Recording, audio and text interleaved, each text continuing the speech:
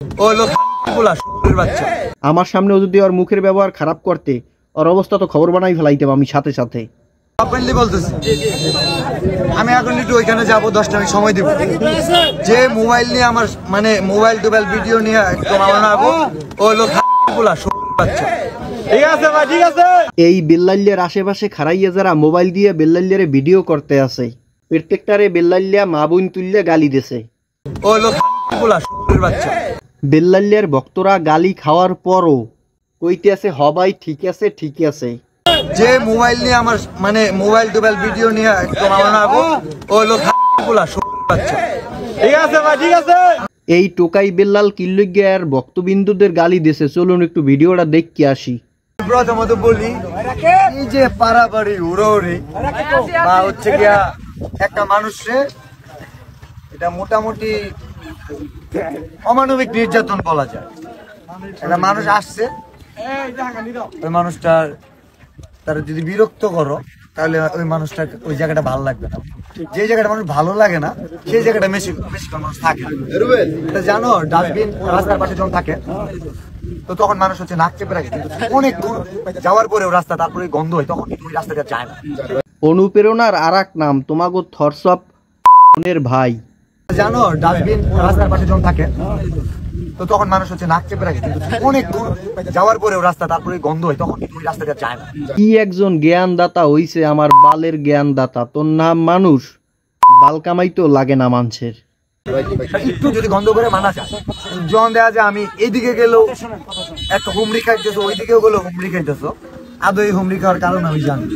অনুপ্রেরণার আরেক নাম এমনি এমনি হই নাই। হ্যাঁ, জানি যে ভাইয়ের সাথে ভিডিও বানাইলে বা একটা ছবি বা একটা মুভি, এখানে খুব কম সংখ্যক মানুষ আছে যারা যে বাইরে দেখার ইচ্ছা ছিল।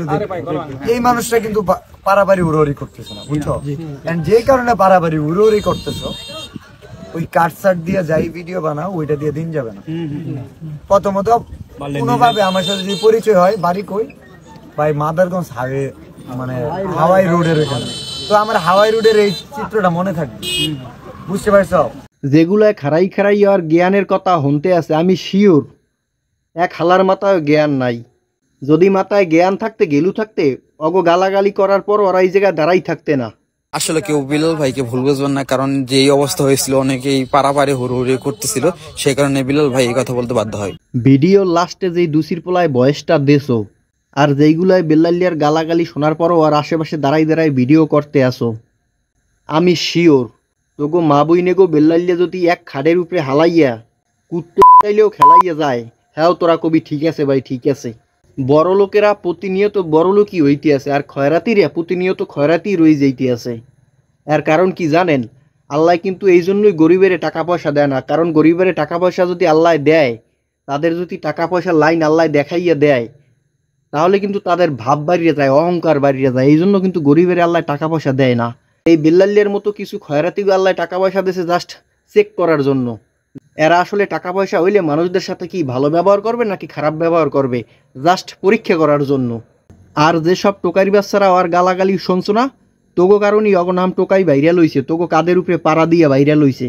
আমার সামনেও যদি ওর মুখের ব্যবহার খারাপ করতে, ওর অবস্থা তো খবর বানাই ফেলাইতাম আমি সাথে সাথে। তোমাদের জন্য কষ্ট করে আমি ভিডিও তৈরি করি, এডিট করি, আপলোড দেই, জাস্ট তোমাদের বিনোদন দেওয়ার জন্য। ভিডিওটা ভালো লাগলে অবশ্যই একটা লাইক দেবা, চ্যানেলটা সাবস্ক্রাইব করবা।